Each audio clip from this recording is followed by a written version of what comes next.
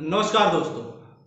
आज हमारे साथ एक खास मेहमान जुड़ रहे हैं हरदोई से जुड़ रहे हैं बेसिक शिक्षा संघ से सिद्धार्थ पांडे जी। मेरे बहुत ही अजीज भी रहे हैं एक समय, और आज हमारे साथ जुड़ेंगे और शिक्षा नीति पर चर्चा हम करेंगे।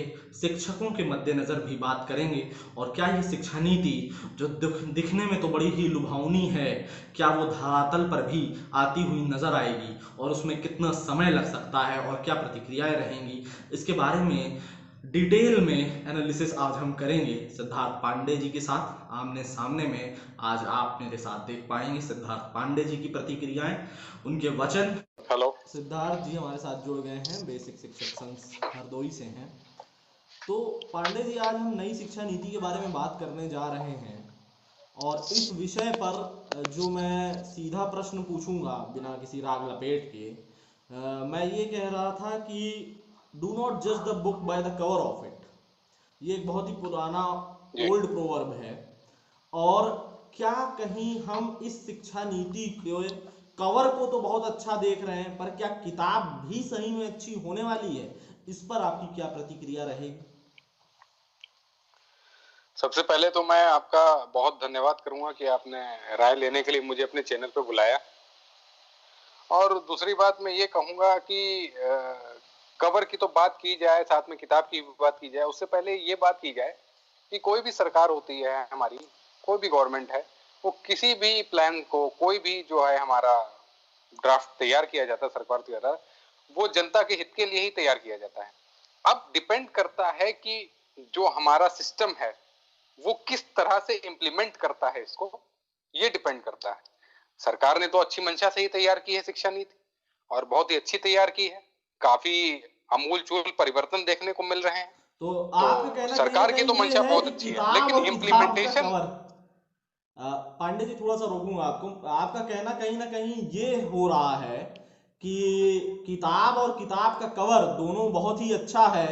ये पढ़ने वाले पर निर्भर करेगा कि उसके क्या इम्पैक्ट आते हैं। तो ये एग्जीक्यूशन पर ज्यादा डिपेंडेंट है, बजाय इसके कि क्या जो है सरकार ने जो तैयार किया है वो मसौदा तो बहुत ही अच्छा है, पर ये डिपेंड करेगा कि वो किस तरीके से एग्जीक्यूट होता है। क्यों पांडे जी, क्या कहेंगे आप? जी, ये हाँ, अब इसके एग्जीक्यूशन के क्या प्लान सरकार के पास हैं, वो कितनी जल्दी इसको लागू कर सकती है, अंतिम बच्चे तक ये शिक्षा नीति कैसे पहुंच पाती है, क्योंकि कई शिक्षा हमारी बाल केंद्रित शिक्षा रही है। ठीक है। तो अब ये नीति आखिरी बालक तक पहुंच जाए हमारी, ये हमारे एग्जीक्यूशन पे डिपेंड करता है, हमारे अधिकारियों पे डिपेंड करता है वो कितनी अच्छे से लागू करते हैं इसको। क्योंकि प्रधानमंत्री मोदी जी यहाँ जो हमारे शिक्षा मंत्री हैं वो तो डायरेक्ट लागू नहीं कर सकते। तो ठीक है। तो लागू तो अधिकारियों को करनी है, शिक्षकों को करनी है। वो कितने अच्छे से उसको इम्प्लीमेंट करते हैं ये डिपेंड करता है। मैं आपका अपना जैन द्विवेदी, और मैंने जैसा कि बताया था पहले ही आपको कि चैनल को लाइक, शेयर और सब्सक्राइब करना ना भूलें। चैनल को लगातार शेयर करते रहें दोस्तों, इससे हमारे सब्सक्राइबर बढ़ेंगे तो हमारा मनोबल भी बढ़ता रहेगा। एक ज़रूरी सूचना बीच में आपको दे देता हूँ, वो ये कि अगर आप भी हमारे साथ जुड़ना चाहते हैं, किसी विषय को पे चर्चा करना चाहते हैं, तो चर्चा में आपका स्वागत है दोस्तों। चर्चा में शामिल होने के लिए मुझे आप टेक्स्ट कर सकते हैं, व्हाट्सएप कर सकते हैं, फेसबुक आईडी पर मैसेज कर सकते हैं। जैन द्विवेदी के नाम से आप मुझे फेसबुक पर भी ढूंढ सकते हैं, और मैं यहाँ पर आपको डिस्क्रिप्शन में अपना कॉन्टैक्ट नंबर और अपना व्हाट्सएप नंबर आपको दे देता हूँ, जिससे कि आप मुझे उस पर टेक्स्ट करके अगर चर्चा में शामिल होना चाहते हैं तो इतला।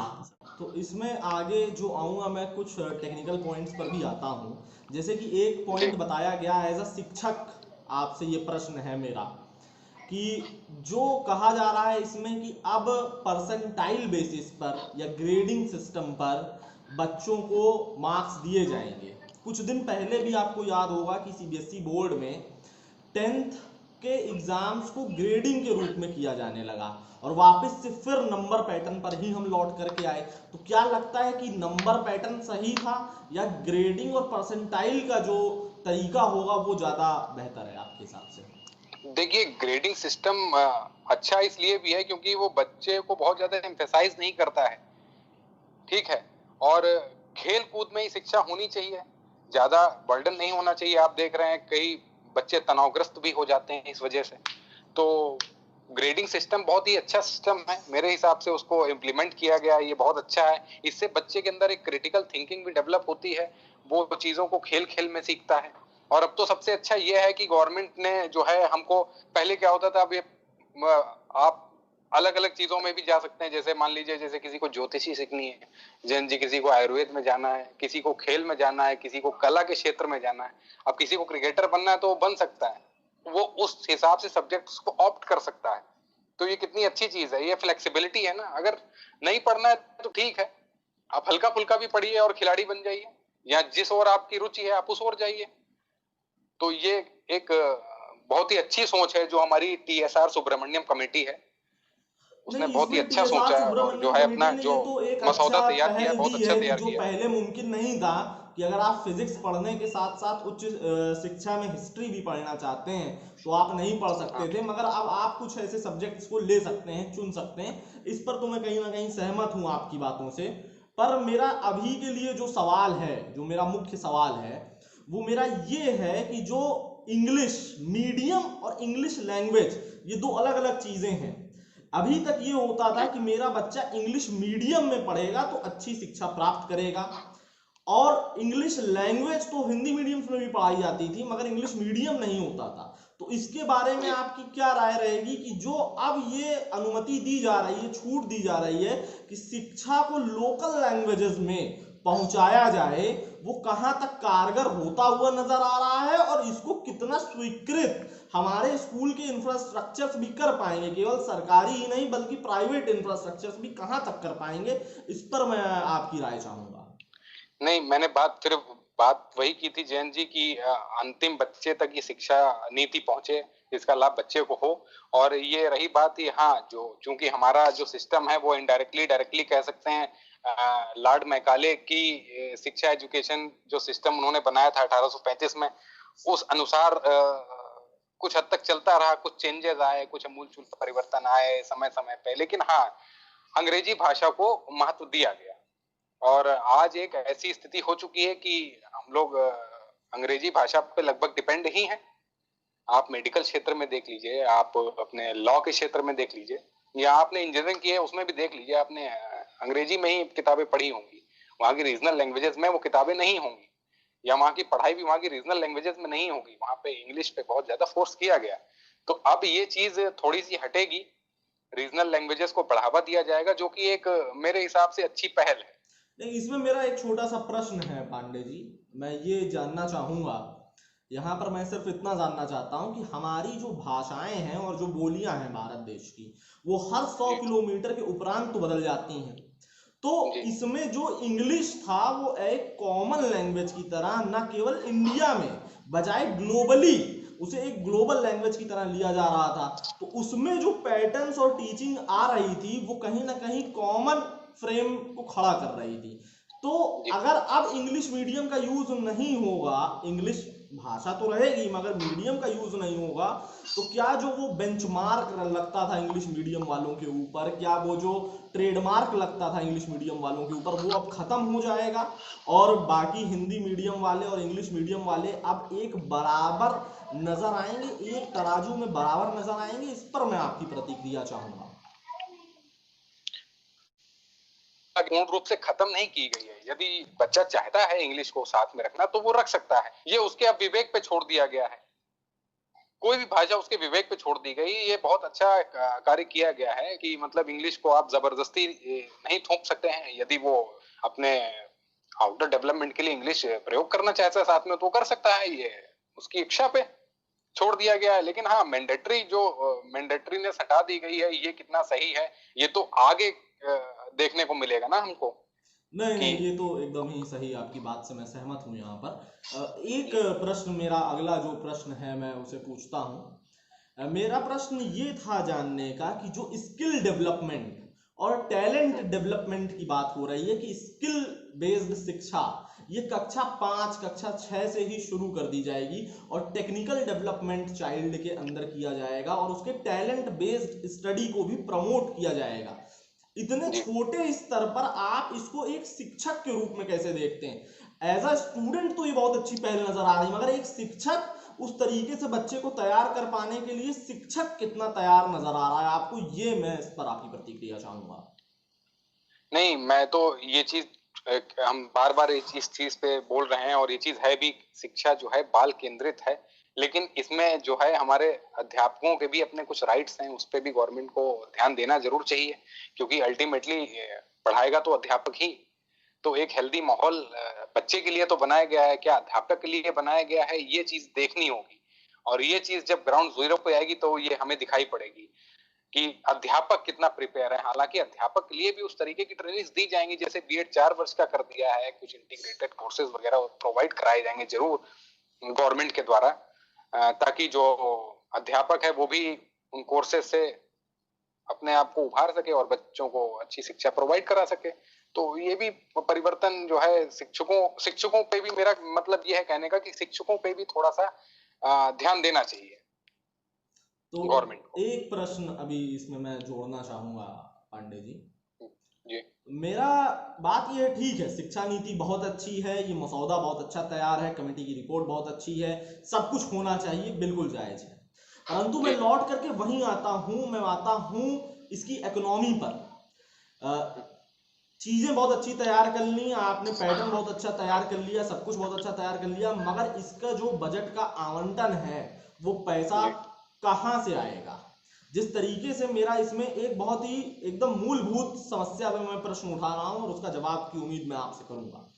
आप देखते हैं कि प्राइमरी स्कूल्स जिन गांवों में, जिन ब्लॉकों में जहां 7-8 रहते हैं, यानी प्राइमरी तक बच्चों की संख्या अगर 500 रहती है तो उन्हीं 500 बच्चों के ऊपर एक जूनियर हाई स्कूल होता है, यानी एक जूनियर हाई स्कूल में 100 बच्चे ही पढ़ पाते हैं, यानी 500 बच्चे प्राइमरी स्कूल तक आते हैं, मगर उनको सरकारी सिस्टम के अंदर जब वो जूनियर हाई स्कूल में जाते हैं तो वो संख्या कम होती है।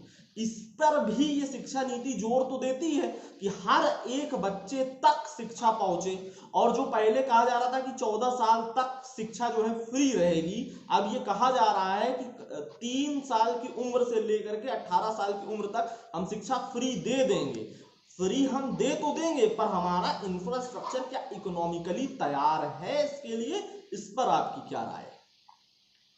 देखिए, अभी शिक्षा बजट को बढ़ाने की बात कही गई है, तो अभी शायद 4 या 4.2% खर्च किया जा रहा था, वो 6% खर्च किया जा रहा है। हालांकि ये बात जो है, मसौदा तो बहुत पहले से लोग बात कर रहे हैं कि कोठारी कमीशन से भी पहले से, कि जो है शिक्षा पे जो है 6% का खर्चा करना चाहिए, 6% का। क्या वास्तव में 6% का खर्चा हो पाएगा? ये आगे जो हमारा बजट आएगा 2020-21 का, उस पर भी देखना पड़ेगा कि क्या वास्तव में शिक्षा पे 6% का खर्च हो पा रहा है। क्योंकि अमूमन ये देखा गया, जितना हम गोल सेट करते हैं या जितना गवर्नमेंट गोल सेट करती है, वहां तक पहुंच नहीं पाती है। इसमें मैं सिर्फ गवर्नमेंट की गलती नहीं दे रहा हूं, क्योंकि हमारा भारत बहुत बड़ा कंट्री है, इसमें हर प्रकार के लोग हैं, अधिकारी हैं, कर्मचारी हैं, सब कुछ हैं। लेकिन एक, चूंकि वही बात है, गवर्नमेंट तो कोई भी नीति बनाती है वो अच्छे के लिए ही बनाती है। अब उसको इम्प्लीमेंटेशन सही तरीके से हो जाए तो फिर क्या कहने। तो मुझे तो फिलहाल इसमें कोई बहुत ज्यादा बुराई दिख नहीं रही है शिक्षा नीति में। जो भी इन्होंने दिखाया है वो बाल केंद्रित है और बहुत ही अच्छा है। इन्होंने 5+3+3+4 वाला जो प्रोग्राम बनाया है, ये भी मुझे बहुत अच्छा लग रहा है। प्रैक्टिकल बेस्ड है, आपने खुद इंजीनियरिंग किया, आपने देखा होगा कि आदमी करके ज्यादा सीखता है। बर्डन थोड़ा कम कर दिया गया है। आपने इंजीनियरिंग करी है, नहीं इच्छा है, आपको क्रिकेट खेलना है, आपको आर्ट्स में जाना है या कुछ और करना है, जर्नलिज्म करना है, तो आप 1 साल या 2 साल बाद जा भी सकते हैं। उसको परस्यू ना भी करें तो भी कोई दिक्कत नहीं है। तो अब एक बच्चे का भी मूड ना थोड़ा सा लाइट हो जाएगा कि नहीं यार, मेरे पास सेकंड ऑप्शन है, मैं ये कर सकता हूँ, मैं फेलियर नहीं हूँ, फेल नहीं हुआ हूँ मैं। तो अब ये चीजें आ जाएंगी तो जो हमारा स्टूडेंट है वो भी काफी लाइट फील करेगा और अपने गोल्स को अच्छे से परस्यू कर लेगा। इस पर एक और रिवाइज करने की भी बहुत जरूरत थी शिक्षा नीति को। 1986 में हमारी शिक्षा नीति आई थी, 34 वर्ष हो चुके हैं। 1992 में अमेंडमेंट्स हुए थे, तो 30-35 साल हो चुके हैं, 34 वर्ष हो चुके हैं, तो परिवर्तन तो जरूरी है। इस पर एक सवाल जो आप 1992 का आपने जिक्र किया, ये कोठारी कमीशन की जिस रिपोर्ट की आप बात कर रहे हैं, कोठारी कमीशन की जी रिपोर्ट तो सन 1960 से ये चिल्लाती हुई नजर आ रही थी कि 6% जीडीपी जी का शिक्षा पर खर्च होना चाहिए, जी। परंतु वो हाँ जी, बिल्कुल 2020 बिल्कुल, तक आप कभी सही कह रहे 6% खर्च नहीं हो पाया। वो अभी 4% पर हैं। ही जी पहुंचा, यानी हम शिक्षा पर सबसे कम खर्च करने वाले लोगों में से हैं। तो क्या हम इसकी उम्मीद जी आगे आने वाले समय में करें? और दूसरी बात यह कि पिछले 50 सालों में, 60 सालों में हम केवल अभी भी वही 6% पर ही टिके हुए हैं। जिस 6% की बात सन 1960 में हो रही थी, वही बात अभी भी होती रहेगी? क्या ये 6% से भी बढ़ना चाहिए? और जीडीपी तो ऑलरेडी आप देख रहे हैं किस तरीके से निगेटिव में जाती हुई नजर आ रही है। तो क्या सरकार ये सब चीजें संभालती हुई नजर आ पाएगी? और इसमें आम जनमानस की भी क्या भूमिका हो सकती है, उस पर आपकी प्रतिक्रिया चाहूंगा। देखिए, फिलहाल 6% को ही ये पहले प्राप्त कर ले, यही बहुत बड़ा हमारे लिए अचीवमेंट होगा। अब जैसे कोठारी आयोग का उस समय जो डिमांड था, सिर्फ अगर ये चीज बात की जाए कि सिर्फ 6% बजट के अलावा कोठारी आयोग की भी अपनी रिकमेंडेशंस थी कि आधुनिक शिक्षा आए। उस समय गरीबी बहुत अधिक थी, गरीबी उन्मूलन हो, ठीक है, हम थोड़ा टेक्नोलॉजी की ओर बढ़े। तो उस समय वो डिमांड थी, हालांकि वहां से ही 6% की उम्मीद की जा रही थी, डिमांड की जा रही थी। अब लेकिन नई शिक्षा नीति आई, इस पे कुछ ज्यादा होना चाहिए, क्योंकि हम देखिए अपना डिफेंस बजट भी उस पर काफी खर्चा करते हैं, अन्य बजट मतलब डिफेंस पे भी काफी अच्छा हम परसेंटेज देते हैं, तो शिक्षा पे क्यों नहीं, शिक्षा पे भी देना चाहिए। मेरे ख्याल से 6% अगर बोला गया तो 6% प्राप्त करें, उसके आगे थोड़ा सा शिक्षा पे बजट को और भी बढ़ाना चाहिए। अगला प्रश्न मेरा ये था पांडे जी, जिस पर मैं जानना चाह रहा था कि अभी के जॉब मार्केट को भारत के देखते हुए और आने वाले कुछ सालों के भी जॉब मार्केट को देखते हुए ये शिक्षा नीति कैसा इम्पैक्ट डाल पाएगी। इसमें बचपन में ही 6-7 क्लासेस में ही, बाल काल में ही बच्चों को टेक्निकल स्किल्स, टेक्निकल ट्रेनिंग और क्या कहते हैं, कंपनीज के द्वारा प्रोजेक्ट दिए जाने पर भी विचार हो रहा है। विचार संगत हैं कई चीजें, पर इस पर मैं ये जानना चाहूंगा कि क्या जी जी। ये जॉब मार्केट के लिए अच्छा तैयार करेगी, या जो मीडियम वाली प्रॉब्लम सामने आकर के खड़ी हो जाएगी वो जॉब के लिए दिक्कत क्रिएट करेगी? इस पर आपकी क्या प्रतिक्रिया रहेगी? नहीं जयंत जी, जॉब के लिए कोई ऐसी विशेष दिक्कत नहीं होगी, और सबसे बड़ी बात है ये कि जो माननीय प्रधानमंत्री जी का आत्मनिर्भर भारत प्लान है, ये शिक्षा नीति कुछ उस अनुसार तैयार की गई है। ये जॉब पे फोकस कम कर रही है, ये फोकस आत्मनिर्भर होने पे ज्यादा कर रही है।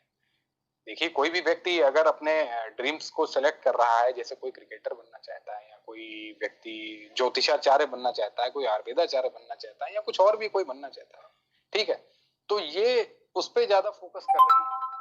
और रही बात जॉब की, तो जॉब्स भी आगे वाले आने वाले समय भी होती रहेंगी। और रही बात मीडियम की, तो मीडियम में फिर जो भी हमारे एग्जाम्स होंगे वो अपने मीडियम्स को बदलेंगे।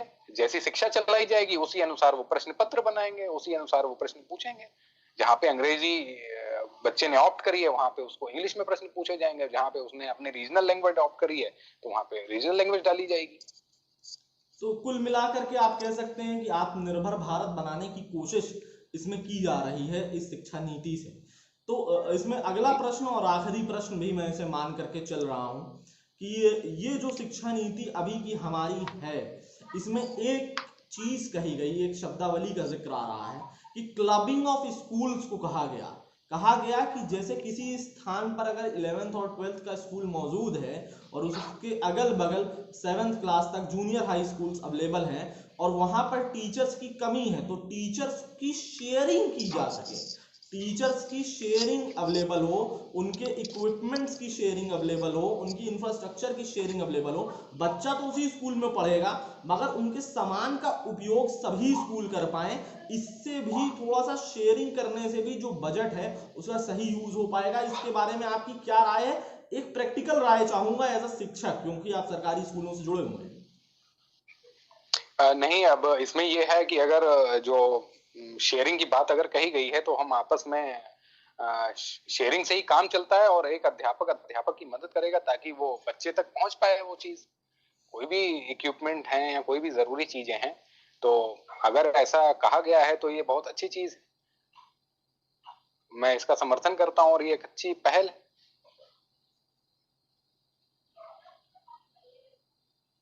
आखिरी लेकिन प्रश्न ये इस बीच, पांडे इन जी। सब बीच में मैं बस इतना कहना चाहूंगा, जैसे अभी गवर्नमेंट ने एक चीज बोली है कि टॉप 100 यूनिवर्सिटीज भी आएंगी भारत में, वो भी आ सकती हैं और पढ़ा सकती हैं, तो ये भी एक अच्छी चीज है। लेकिन उस बीच में जो है